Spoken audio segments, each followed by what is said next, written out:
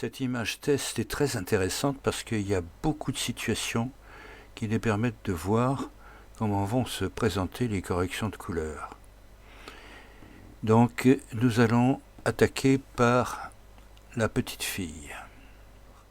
Cette jolie petite fille qui a un jean un peu délavé et dont les couleurs en général sont assez pastel. Si je pousse un peu la vibrance, vous regardez le jean et le petit t-shirt, c'est intéressant parce que ça corrige d'une manière assez délicate. Avant, après. Alors on n'est pas obligé d'aller si loin. Avant, après.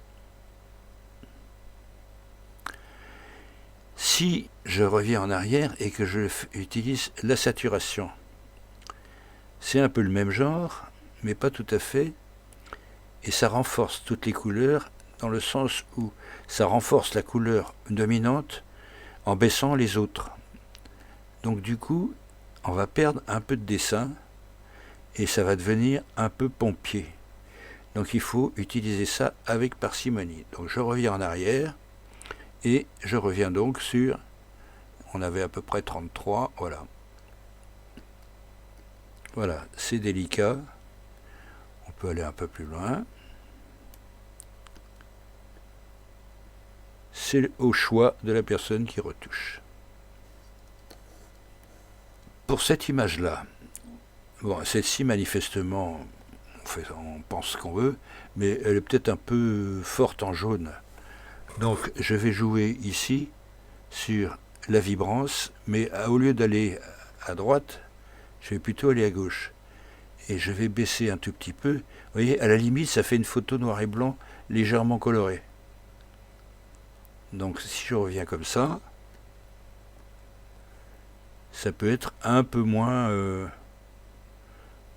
fort en jaune. Voilà. Bon, c'est tout ce qu'elle présente comme intérêt, cette image. Celle-ci est intéressante parce qu'il y a pas mal de couleurs, mais en fait, elles sont plutôt légèrement délavées. Donc, on peut jouer sur la couleur et la vibrance. Et là, c'est intéressant parce que, vous voyez, le résultat que ça donne, si vous regardez l'avancée des couleurs sur les gammes, vous voyez en fait que la couleur ne change pas ici et qu'elle se renforce dans la partie la plus délavée. C'est ça le côté subtil de la vibrance. En revanche, la saturation, ça va être comme pour les autres, il faut faire très attention. C'est vite très vulgaire et très pompier. Donc, c'était bien pour la vibrance. On peut, si je reviens en arrière, on peut jouer. Alors sur la saturation, mais c'est pareil. Ça va être comme la. Alors c'est trop fort, quoi. C'est pas terrible. Clarté et correction du voile. Clarté, c'est pas mal, ça redonne un peu de présence. Pas exagérer. Et la correction du voile donne aussi un peu de force. Alors vous remarquerez que la correction du voile entraîne aussi une correction de couleur, puisque en fait les trois couleurs RVB sont densifiées en même temps, donc plus ou moins selon s'il y a moins de jaune, il est moins renforcé que s'il y a plus de rouge, vous voyez.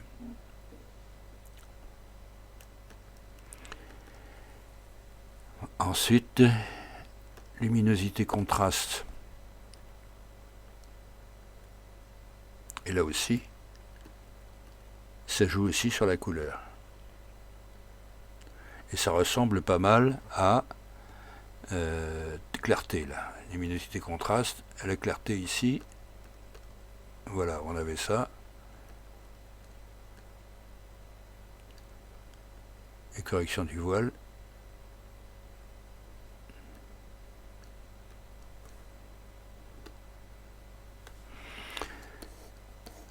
Alors celle-ci est assez violente en couleur.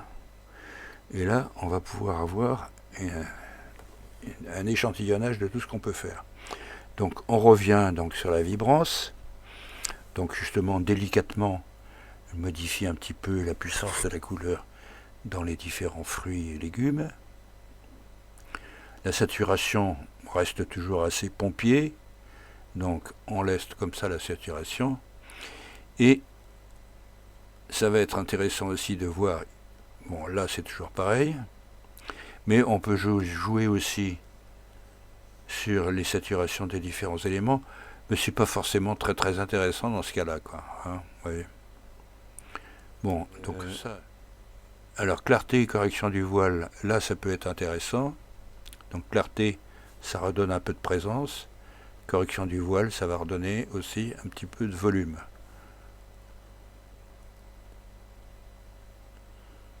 Voilà. Donc je ramène à 0. Luminosité contraste.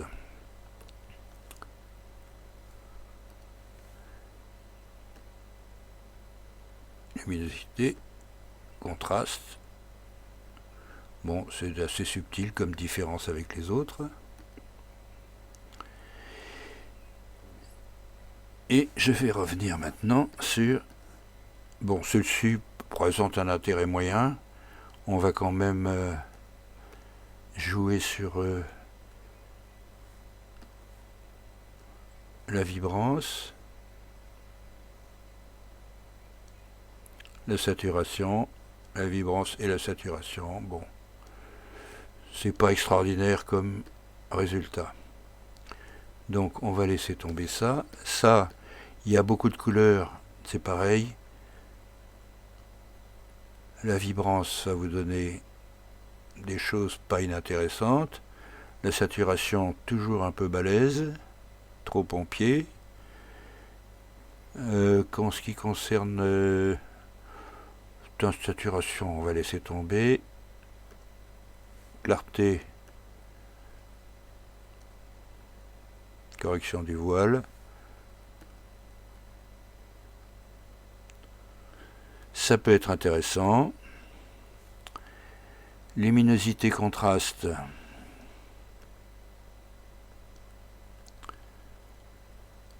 Oui, c'est pas plus intéressant que ça.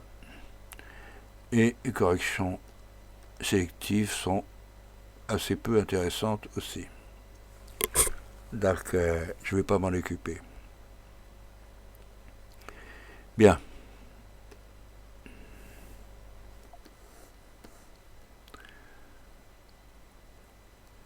Cette image-là, elle est intéressante aussi parce que si je joue sur la vibrance, vous allez voir qu'il y a des couleurs qui apparaissent. Vous voyez, dans sa chemise et dans le violoncelle, la contrebasse, pardon. Ça modifie des couleurs. Et là, le reflet du violoncelle là-dedans se voit un peu plus. Et alors là, ce qui est intéressant, c'est que on peut jouer sur la clarté, ici, la correction du voile, et la luminosité et contraste.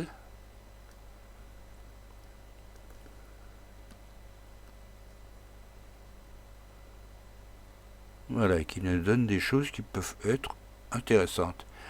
On peut aussi diminuer un petit peu, là, à ce moment-là, en correction sélective, dans les jaunes, on va dire dans les jaunes, on va supprimer un peu de jaune. Vous voyez ? Mais bon. Donc, sur cette image-là qui est intéressante, en vibrance, c'est assez délicat et ça donne un résultat qui est intéressant. En saturation, ça va être tout de suite un peu violent, donc c'est pas terrible. Sur les autres, c'est la clarté et correction du voile, oui, ça va le faire, ça redonne un petit peu de vigueur, et là, un petit peu de couleur un peu partout.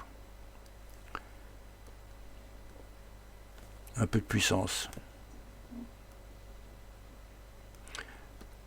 Voilà. pour cette petite verdure.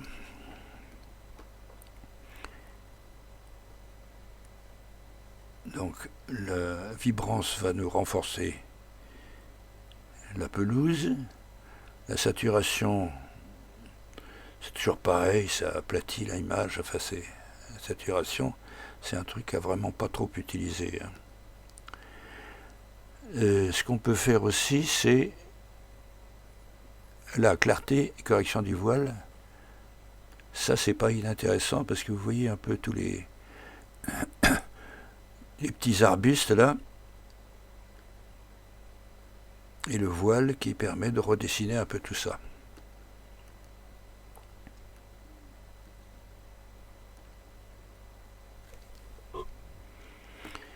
Ensuite, ces images-là, celle-ci est intéressante aussi, donc je vais tout couper là. Celle-ci est intéressante. Et on va jouer donc sur la vibrance. On peut jouer là sur la saturation, parce que ça fait revenir un peu de ciel là, ici. Ça, c'est un côté intéressant. Clarté et correction du voile, c'est pas mal aussi, parce que ça fait ressortir la lumière dans les herbes. Donc voilà, pourquoi pas.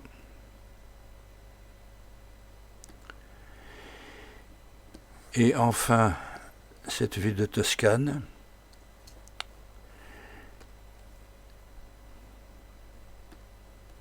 La ville de Toscane, où je vais jouer sur la vibrance, qui renforce un peu la couleur dans sa couleur. La saturation, c'est pas utile parce que la Toscane, c'est jamais si saturé que ça. Et on peut éventuellement voir ce que donne la correction du voile. Bon, c'est un choix. La clarté, je suis pas sûr que ça aide. Non, c'est pas. Enfin bon, après c'est une question de choix. Hein. Voilà.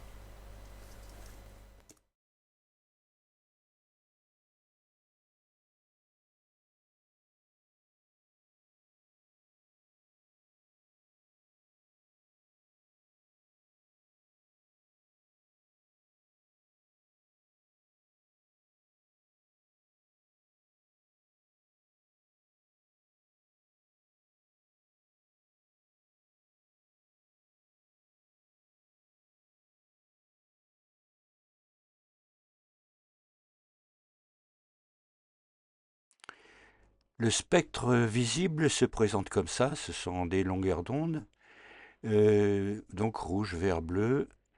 Le problème, c'est qu'il nous manque le pourpre dans cette représentation. Donc c'est la raison pour laquelle, et c'est Isaac Newton qui s'est occupé de ça la première fois, la création du cercle de couleurs, où on montre que à un moment ou à un autre, à la fin du cercle de couleurs, on se trouve avec un mélange rouge et bleu qui donne en fait le pourpre magenta. Voilà.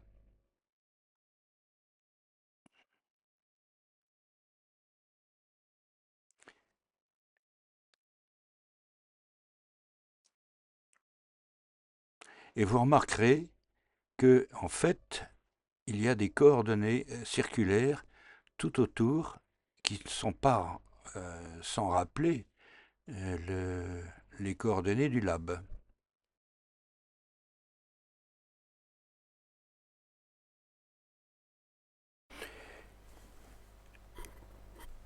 La description actuelle montre le gamut visible par la vision humaine, c'est-à-dire la totalité de l'espace couleur que normalement l'humain est capable d'enregistrer avec ses yeux. Donc il y a des coordonnées qui sont la longueur d'onde et la luminance.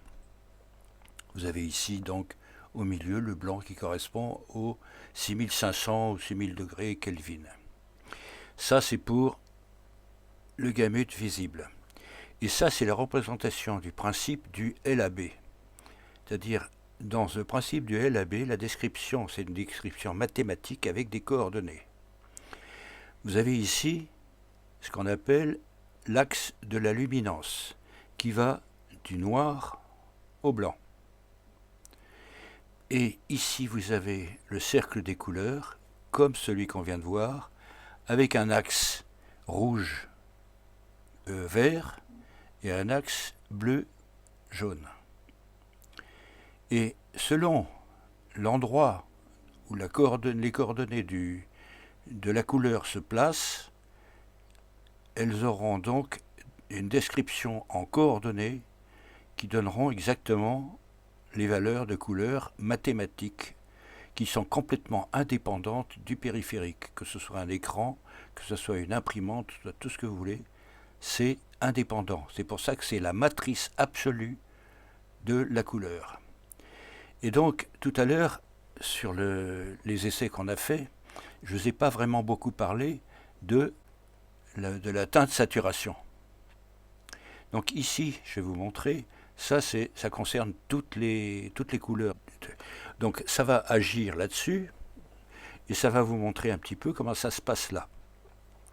Donc là, en fait, c'est des degrés. Donc d'un côté, on passe à 180 et de l'autre côté à moins 180. Donc 180 et 180, c'est 360. Donc ça veut dire que si je tourne, si vous regardez ça ou ça, si je déplace, vous voyez que les couleurs tournent. En fait, les axes tournent. Voilà.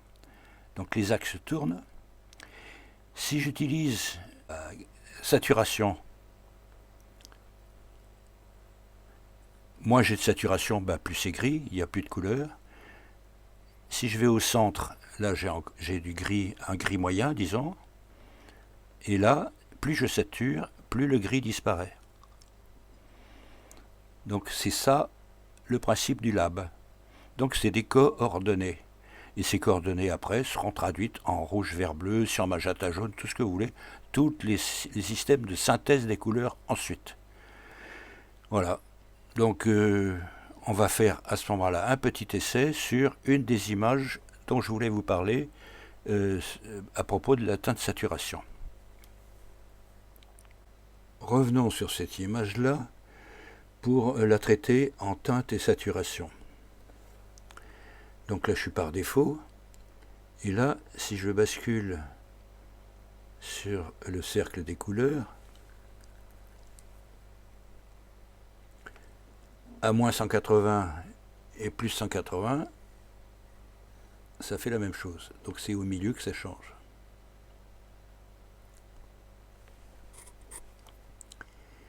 Donc, si par exemple, je me dis, je vais rendre ce poivron vert. Bon, il y a plein d'autres solutions.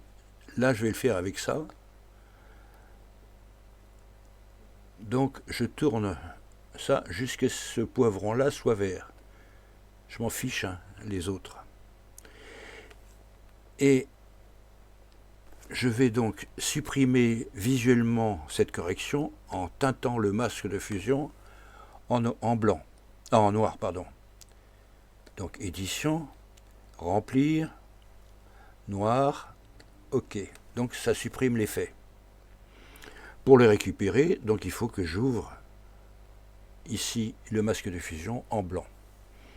Donc je vais utiliser un pinceau blanc. Donc ici, je vais faire blanc 100% et puis 0 pour les couleurs. Voilà. OK. Donc je suis bien en blanc et je vais ici passer un coup de pinceau.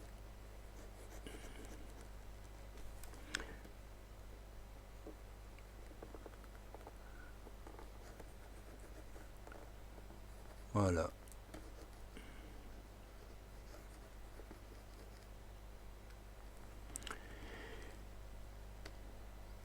Et je peux éventuellement, puisqu'il est séparé, jouer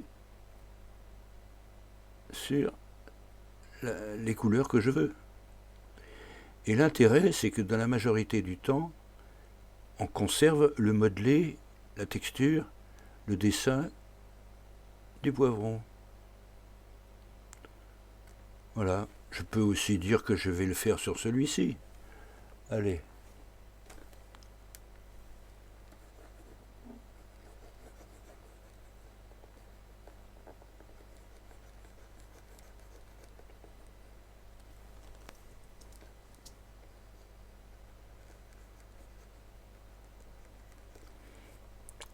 Là, je vais l'inverser pour que ça soit bien noir.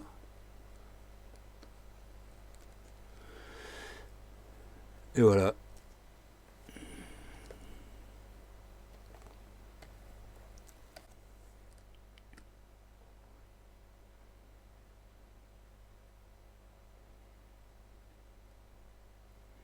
Donc c'est intéressant. Bon, après, c'est une question d'imagination. Tout le monde peut faire ce qu'il veut.